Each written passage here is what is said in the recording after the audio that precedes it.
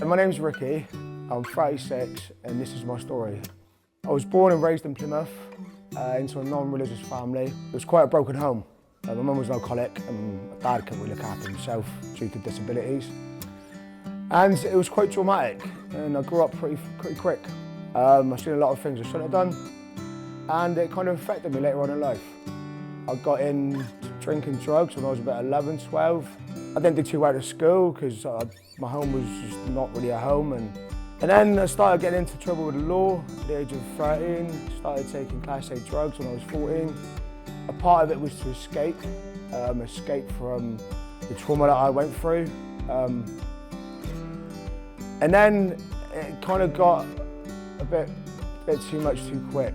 And I think by the age of 18, I was quite doing it all the time, like heavily on drugs and drinking. And then my partner at the time, she turned to Class A's, to heroin.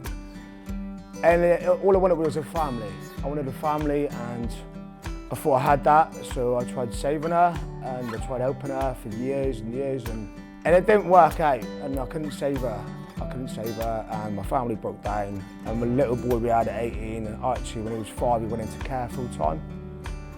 And that really broke me, really broke me. Like, I was suicidal, depressed, and it got to the point where I started selling drugs. So I got that deep into it, I started selling drugs. And that's when things got real dark. And I used to sit there and I used to say, I'm not letting my past dictate my future.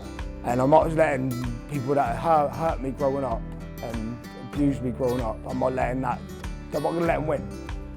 So somehow I found the courage and I found the strength to fight it. And I managed to get into a CA meeting in 2022 on the 10th of November. Since then, I've carried on going to meetings, carried on doing the step work. But there was something holding me back. I was never really present. And my new partner now, Jasmine, she used to say to me that, what's wrong, Rick? Why are you so unhappy? We've got a new house, we've got the kids here, why are you so unhappy? And I was always stuck in my past, the guilt and shame. And I was always getting flashbacks of my childhood and I couldn't forgive myself. And then someone started drawing me to church. My friend Leighton was in here and I was intrigued. So I started coming to church, but I didn't fully believe in it. It got to the point where I had a complete breakdown and Jasmine left me, and for about 2-3 weeks I was real suicidal and depressed and I was back in that dark place again. And I was going to use, after 3 years, I wanted to use again.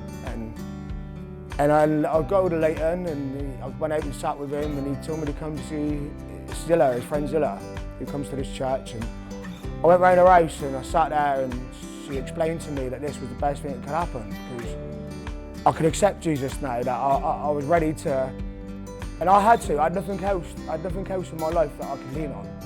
I had to have a bit of hope, I had to have faith. And I went round there and she prayed for me and she prayed that Jesus and his angels would watch over me and they would stop the noise in my head. And I left her and my head went quiet. For the first time in weeks, my head went quiet. And I knew it was something. I knew. I just believed. I knew. I could feel it in me, like something had happened. And then I come to church with Zilla one night and I said to her, I want to give my life to Christ. And this man, Chris, prayed for me and all the guilt and shame that I carried all my life just fell. It literally fell away from me. And I accepted his forgiveness and I left it and I was lit up. For the first time in years, I was so lit up inside, I felt like a new man. And since then, I've been coming to church and I started doing the Alpha course and obviously I wanted to look at getting baptised, which was probably one of the best moments of my life. It cemented my faith, it cemented me into Christ. And I continue to grow in my faith. And now I pray to Jesus every day, I read the Bible every day and I try to grow stronger in my faith because I know what it's like without him. He's pulled me out of the darkness and into the light. He's continuing to walk with me and to keep that light shining bright so that I never have to go back into the darkness again.